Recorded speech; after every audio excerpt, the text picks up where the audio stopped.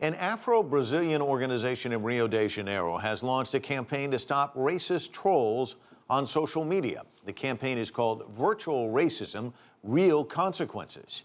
CCTV's Lucrecia Franco has our story.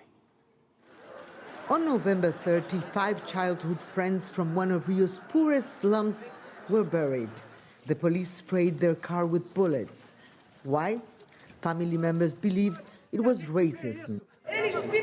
They just saw 5 black men in that car and killed them, because if they had been 5 white men, their mothers would be sitting here smiling instead of crying. Lucia Xavier, project coordinator of Criolla Group, an Afro-Brazilian NGO, says the incident isn't surprising in a country where blacks are still at the bottom of society. The group is campaigning against this with a project called Virtual Racism, Real Consequences. The project is collecting racist comments from Facebook and Twitter and displaying them in huge billboards near the homes of the people who posted them. They use geolocation tools to find where the people live, but blur their names and photos. Com certeza, o que a gente quer é que se revele os racistas. What we want to reveal is that there are racists, that racism is not veiled. It is a constant, institutionalized practice that, though it is a crime in our Constitution, operates with impunity. According to the latest census, more than half of Brazilians define themselves as black or mixed race.